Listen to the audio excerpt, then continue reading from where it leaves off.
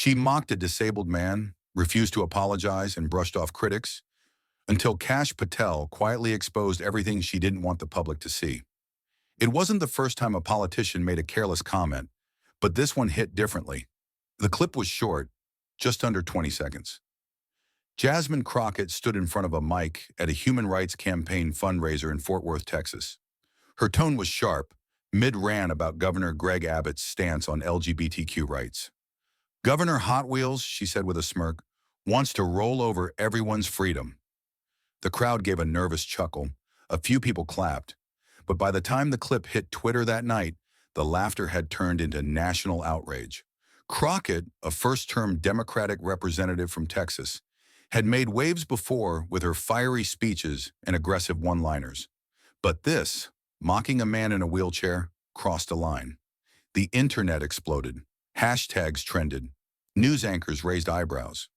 Within hours, journalists were on the phone with advocacy groups, political strategists, even Abbott's office. And it didn't take long for the backlash to turn bipartisan. On The View, usually friendly territory for Crockett, co-host Ana Navarro frowned as they played the footage. "I don't care who you're talking about," she said. "Mocking a disability is never okay." In Dallas, a conservative veteran named Bruce Halterman, who lost both legs in Iraq, posted a video from his wheelchair calling out Crockett by name. "We can disagree on policy," he said, "but when you go after a person's body, you're not attacking their ideas. You're just being cruel." His video was raw, emotional, and it went viral. Over 3 million views in a day. Still, Crockett didn't apologize, at least not right away. Instead, in a follow-up interview with a local radio host, she doubled down. "I'm not making fun of anyone's wheelchair," she said. "I'm talking about how he bulldozes every freedom we have left in this state. Y'all are too sensitive." Those 4 words, "y'all are too sensitive," would be replayed endlessly over the next 72 hours. But while the public was caught up in the noise, a very different kind of response was brewing behind the scenes. In a small studio in Fairfax, Virginia, Cash Patel sat quietly, watching Crockett's clips. He wasn't fuming. He wasn't tweeting. He was listening. An old-school operator with a legal background and experience in high-level intelligence roles, Patel had developed a reputation for being strategic, surgical even, when it came to holding people to account. He'd been paying attention to Crockett for a while. To him, the Hotwheels comment wasn't just offensive. It was part of a larger pattern. Rash words, zero accountability, escalating rhetoric that turned serious issues into performance art. He took a deep breath, grabbed his notebook, and started writing.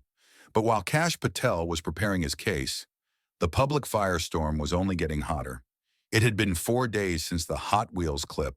The story refused to die.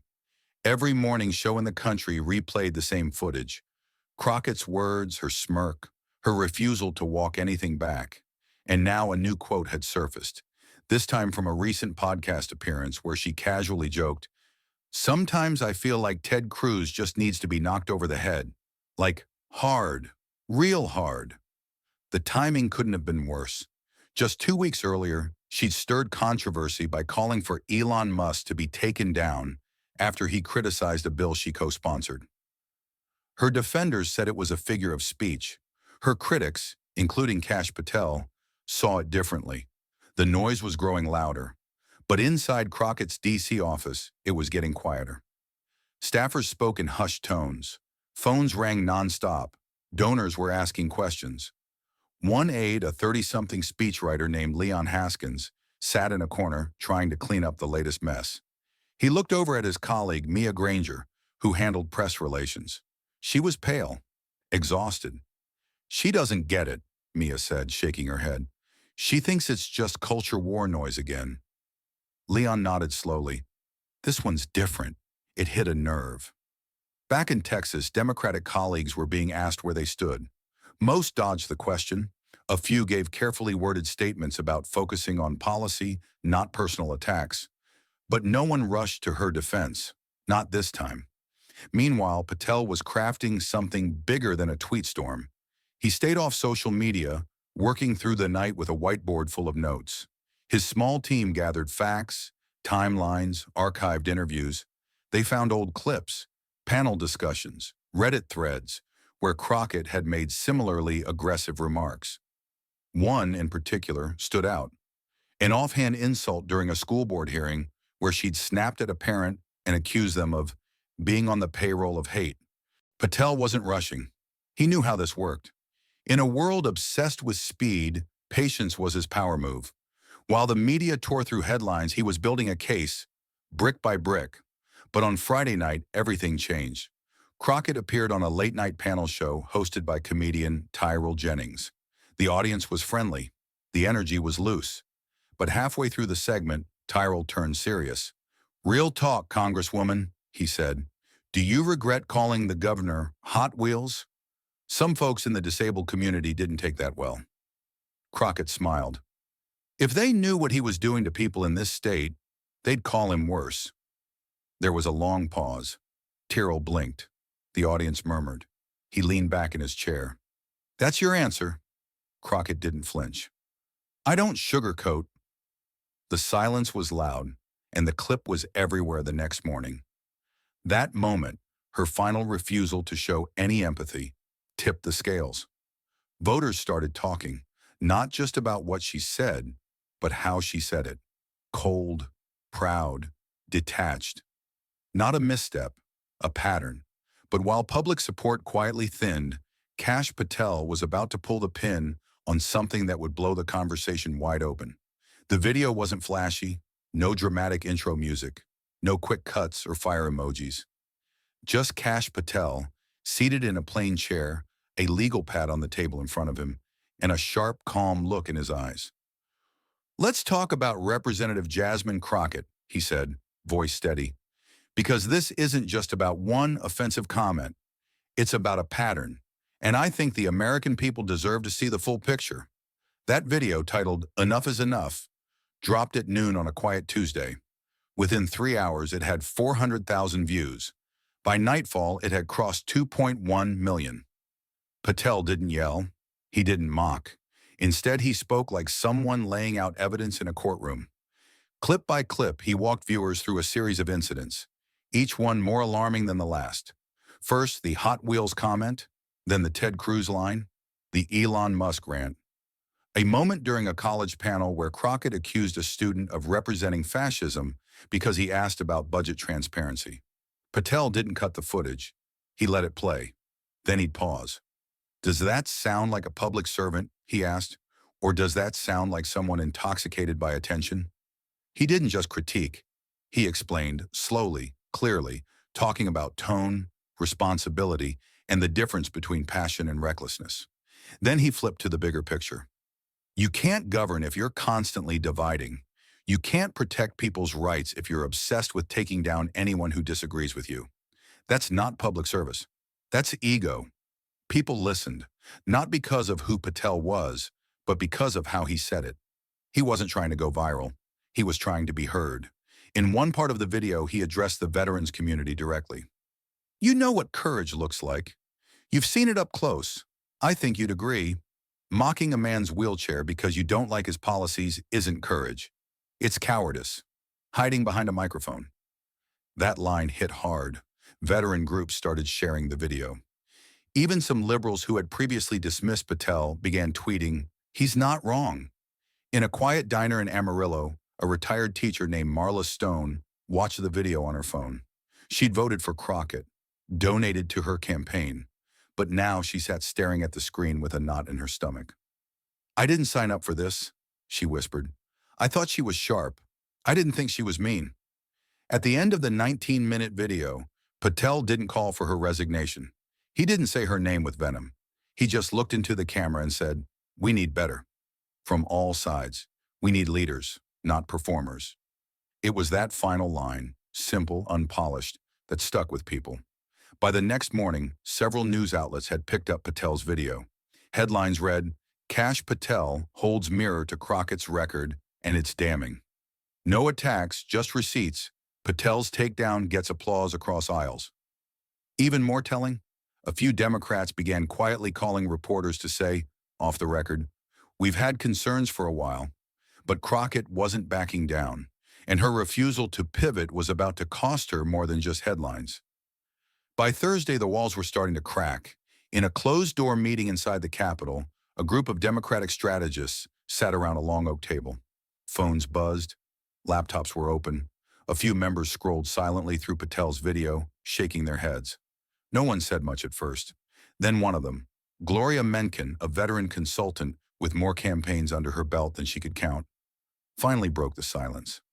"We've got a problem," she said, "and it's not just the comment, it's her pride.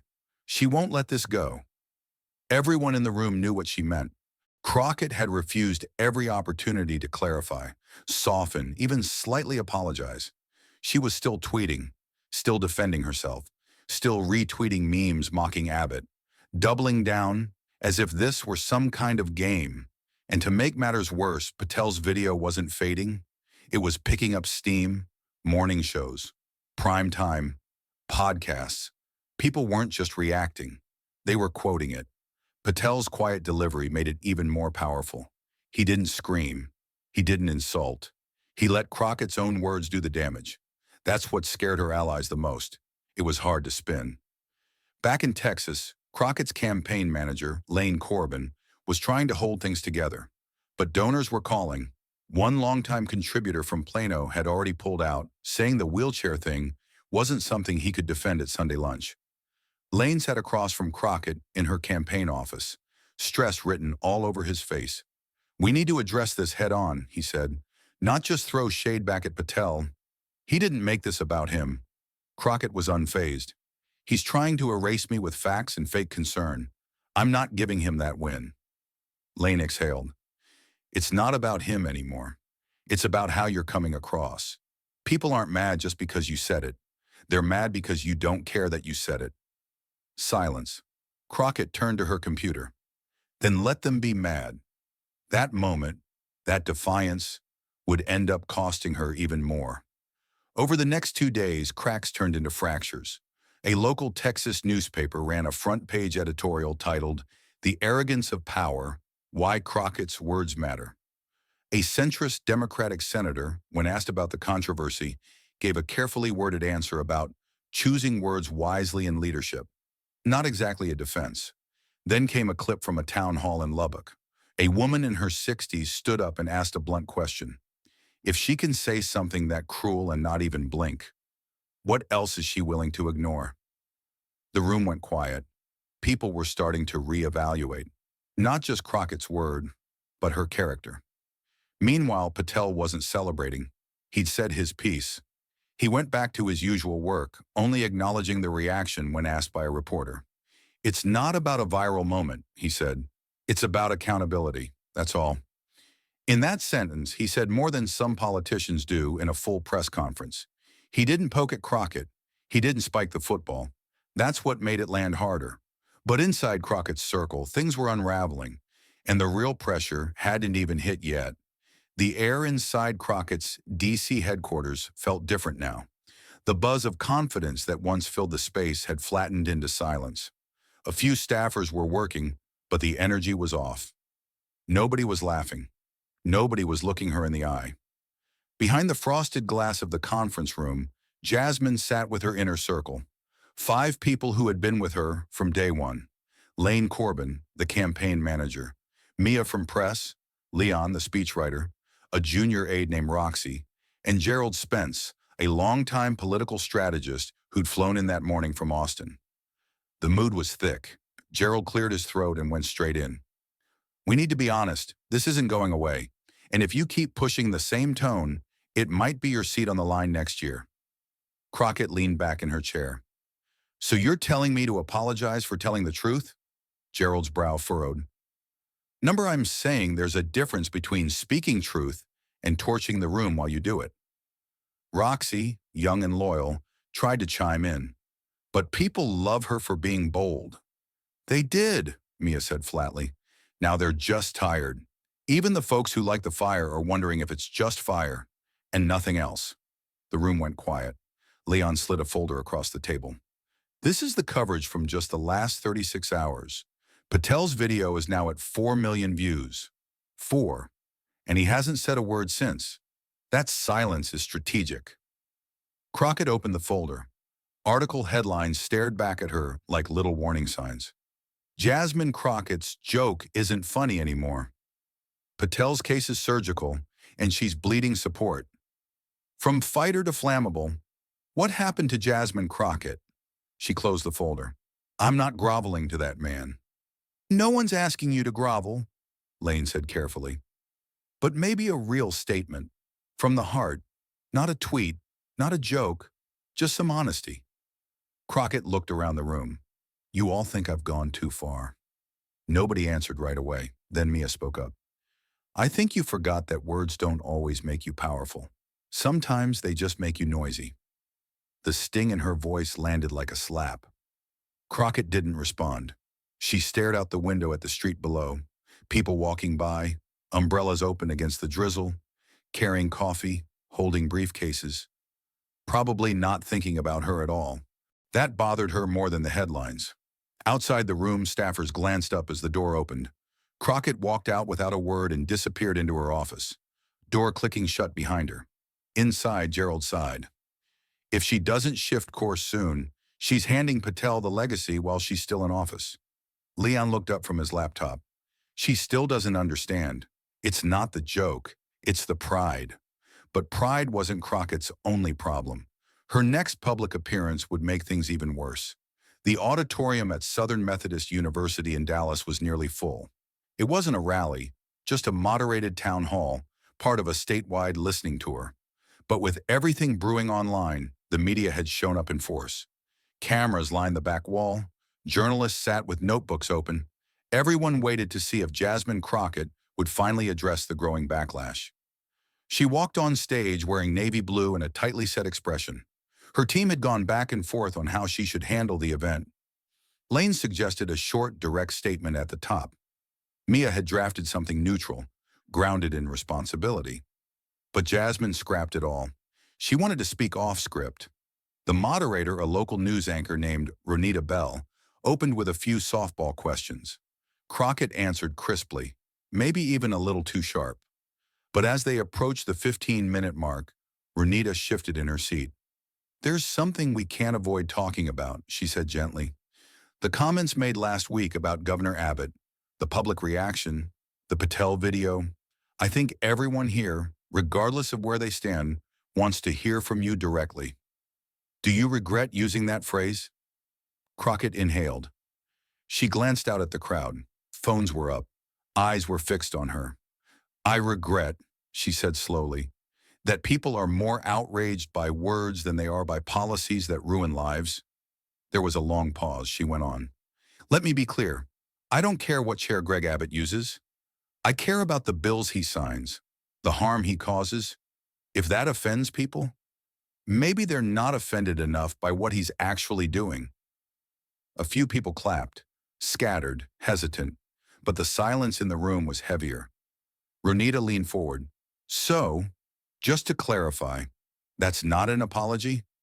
I don't apologize for calling out oppression, Crockett replied, even if I do it in a way that makes people uncomfortable. That was the clip, the one that would go viral, not because it was fiery, because it felt out of step, the wrong tone, the wrong moment. Backstage, Lane rubbed his temples. She just handed Patel another headline, and she had. By the next morning, the clip was everywhere. But something had changed. Even some of her usual supporters, progressive outlets, social justice influencers, started using words like arrogant, reckless, self-absorbed. One activist tweeted, I believe in boldness. But this ain't bold, it's blind. Cash Patel, meanwhile, said nothing. No response video, no tweets. He stayed silent, and somehow that silence made his case louder. The restraint made him look composed, while Crockett looked like she was spinning. In one powerful segment on a morning talk show out of Tucson, a roundtable of Black and Latino veterans discussed the controversy. One of them, a retired Navy officer named Daryl Whitlock, said it plainly. You don't get to lead people if you can't lead yourself. Another added, you can be right about an issue and still dead wrong in how you treat people. By that weekend, the question wasn't whether Crockett had stumbled. It was whether she could recover at all. But before she could even think about redemption, someone else stepped forward. And what they revealed would take the scandal into new territory. Sunday morning brought another unexpected twist. Out of all the people to step forward, no one expected it to be Elijah Brennan, a former campaign staffer who had worked with Crockett during her early run for state office. He wasn't a political rival. He wasn't a pundit, just a quiet, behind-the-scenes kind of guy who usually avoided the spotlight. But something in him cracked after watching her town hall performance. He posted a 6-minute video on his personal Facebook page. No production, no makeup, just him sitting in his backyard in San Antonio, speaking from the heart. "I used to believe in Jasmine," he began. "I thought she was the kind of person who spoke truth when others stayed quiet. But somewhere along the line, it stopped being about the truth and started being about her." He paused, glancing off camera. "When she made that joke about Abbott, I winced. But when she refused to listen to anyone about why it was wrong, when she dismissed people who were hurt, I knew something had changed. She lost the ability to reflect, to be humble, to grow." The video spread like wildfire, not because it was explosive, because it was real. One viewer commented, "This man just said what we've all been thinking, with no hate, just disappointment." Even Crockett's allies were shaken. Some stopped answering calls. A few began issuing public statements that sounded more like distancing than support. Meanwhile, Cash Patel remained quiet. His video still hovered near 6 million views, but he refused interviews.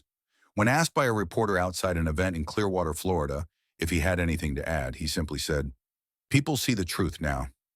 I don't need to say more." That kind of discipline stuck with folks, and it got people thinking. This whole saga wasn't about one comment. It was about what we do when we're called out.